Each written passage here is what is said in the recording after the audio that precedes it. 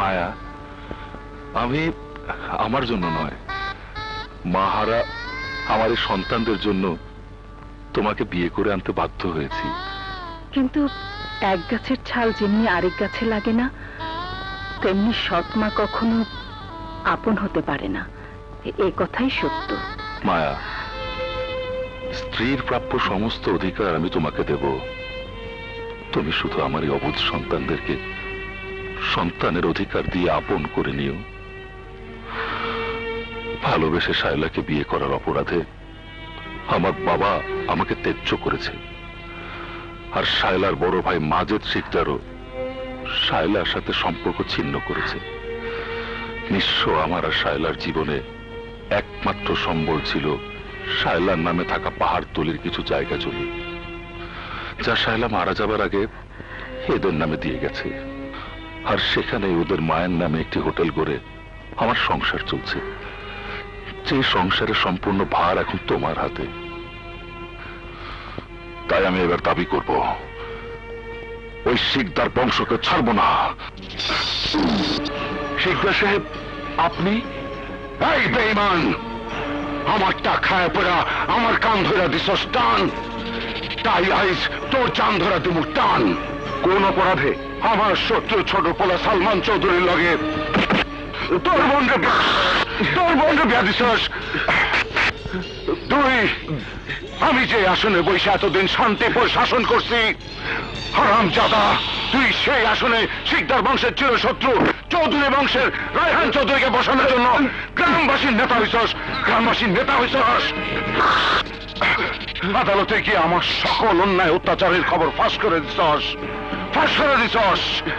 তাই আমি তোর বেঈমানের বিচারক হয়ে আইছি, বিচারক হয়ে আইছি আমি।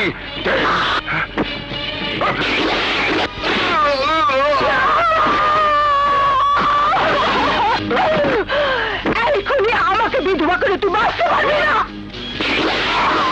এই সারা বাড়িতে আগুন লাগা, যাতে প্রমাণ হয় ওরা আগুনে পড়ে মারা গেছে। যা।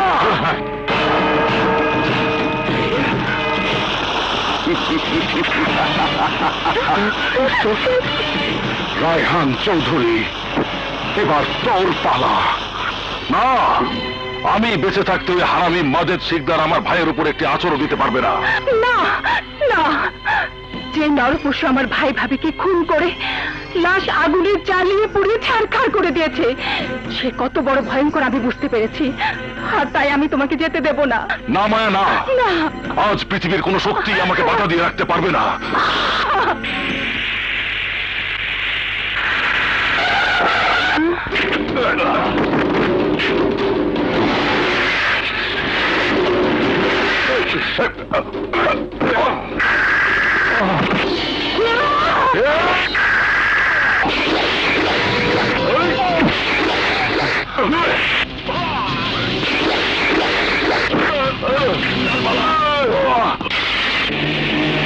সালমান, ভাই, কি করলে ভাই?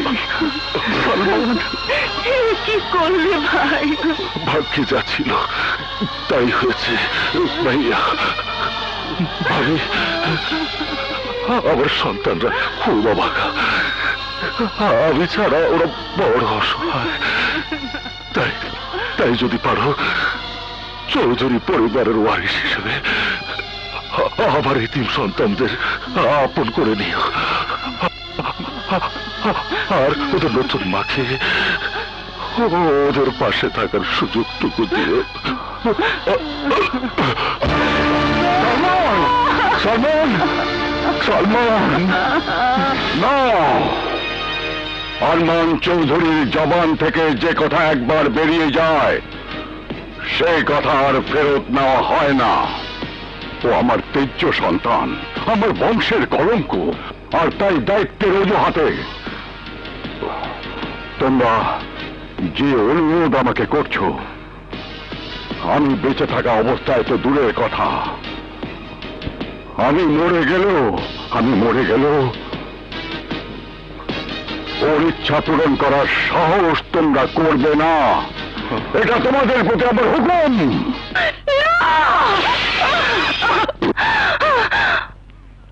হাকিম নড়ে তো হুকুম নড়ে না।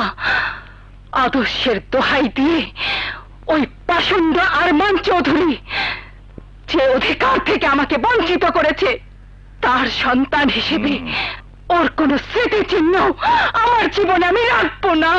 তাহলে ওই ঘৃণার পাত্র ছোট লোকের বাচ্চাদের ডাস্টবিনে ফেলে দে। না, ওদের বাবা আমার ভাগ্যে যে দুঃখ কষ্টের রেখা এঁকে দিয়ে গেছে, তা দিয়ে ওদের জীবনের ইতিহাস রচনা করে দেব। দেখুন সবাই, হ্যাঁ, সেই ইতিহাসের দলিল এখন আমার হাতে।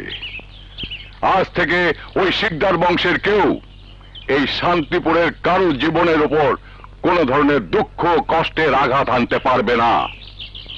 সেই দুঃশাসনের পথ বন্ধ করার জন্য যে কাজটি প্রথমে শেষ করতে চাই, তা হচ্ছে ওই মানুষ নামের জানোয়ারদের সীমানা নির্ধারণ করে দেয়া, যাতে ভুলেও ওই সীমানা পার হয়ে ওরা শান্তিপুরের মাটিতে কোনো অশান্তি সৃষ্টি করতে না পারে।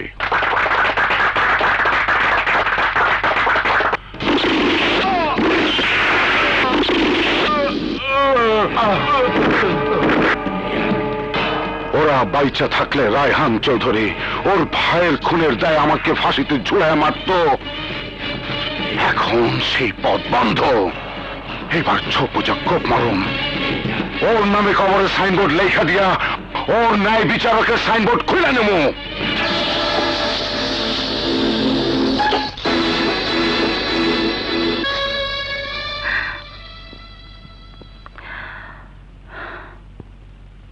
বিসমিল্লাহ।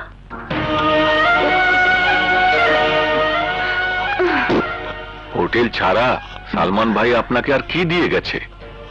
ক্যাশ 3 কোটি। 3 কোটি? হ্যাঁ, আকাশ, ঝিনুক আর মুক্তা নামে 3 জনকে আমার ঘরে চাপিয়ে দিয়ে মরেছে। না বল, বাসি পচা খাবার খেতে নেই। আসতে এত দেরি হলো কেন ভাইজান? গরমকালের সময় তো, তাই গরু খায় বেশি, দুধ দেয় কম। এইটাতে 3 লিটার আর এইটাতে 4 লিটার পাইছি। খুব খিদা লাগছে বোন। আকাশ, আরে কই রে আকাশ? আরে গরুর বোনায় ঝোল বেশি দিয়া আর নেহারিতে ঝাল বেশি দিয়া, আরে 10টা পরোটা দে। খাবো, বেশি করে খা। আমার নাস্তা না দিয়া হারামজাদাটা গেল কোথায়? আর কি খাবি বল?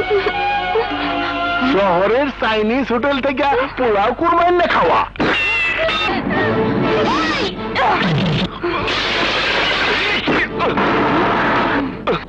কি হয়েছে ভাইজান? কাস্টমারের দিকে খেয়াল না রেখা ওর বোনরে নাস্তা খাওয়াইতেছে। এই কথা জিজ্ঞাসা করাতেই এক ঘুষি মারে আমার সামনে গরম করে দিল। কিরে, বড়দের গায়ে হাত তুলেছিস?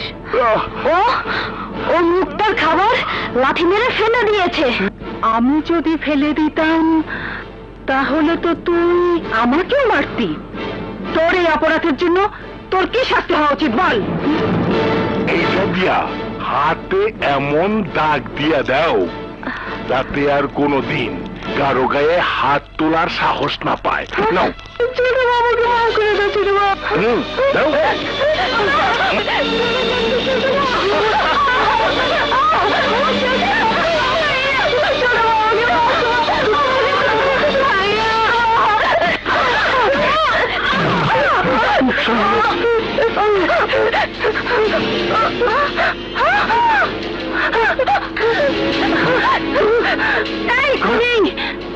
আজ থেকে তোর এখানে জায়গা নেই। ভুলেও যদি আর কখনো তোকে এখানে দেখি তাহলে ওই দুটোকেও পুড়িয়ে মেরে সেই ছাই দিয়ে আমি তোকে কবর দেব, কবর দেব।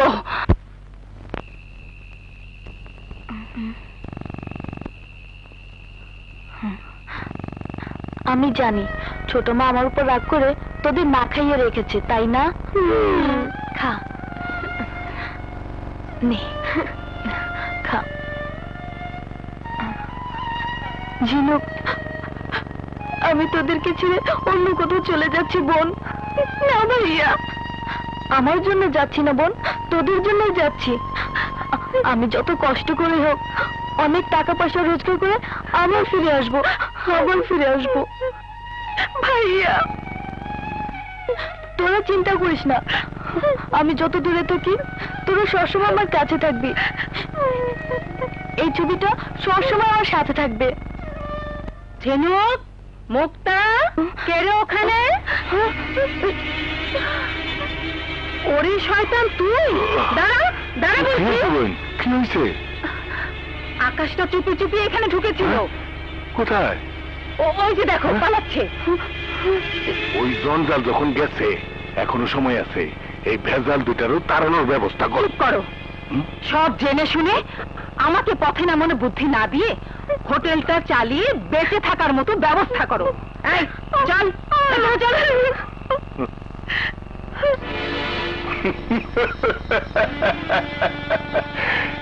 এমন করাই করব যাতে ভবিষ্যতে চৌধুরী বংশ আর শিকদার বংশের কঠিন প্রেমের ফসল ওই বেজম্মাগুলোর ভাগ্যে অন্ধকার নেমে আসে।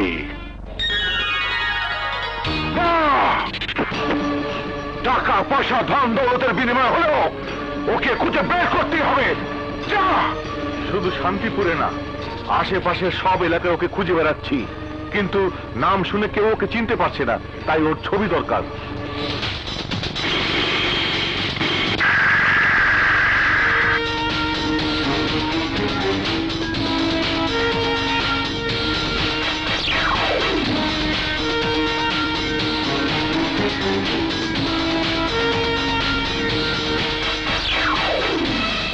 আমি কিং কোবরা, ধরা সাপ না। আমারও লেজে পড়লে পাড়া কেউ বাঁচবে না।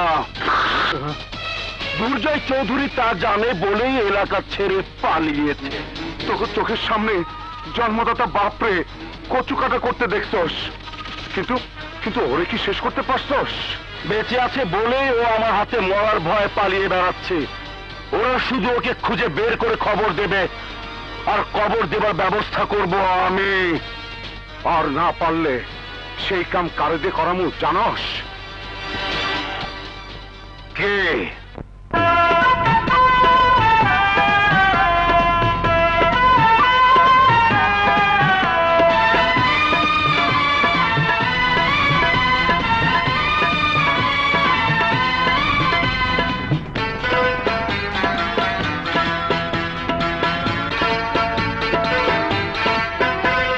বুকের ভিতরে হৃদয় ঝিনুকে মনের মুক্ত আছে যা।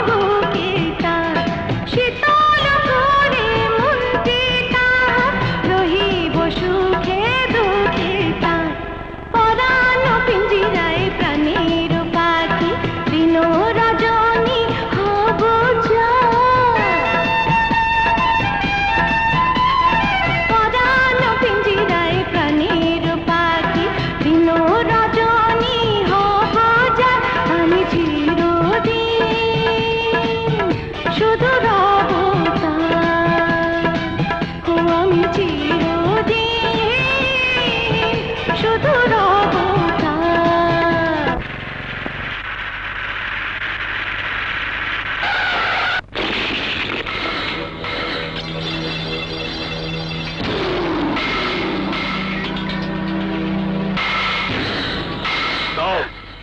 সেদিন তো বলেছি সপ্তাহের চাঁদা দিতে পারবো না। তাহলে হোটেল আমাদের নামে লিখে দাও। না, এই হোটেল তোদের নামে লিখে দেয়া হবে না। টাকা পড়ে তুই চল।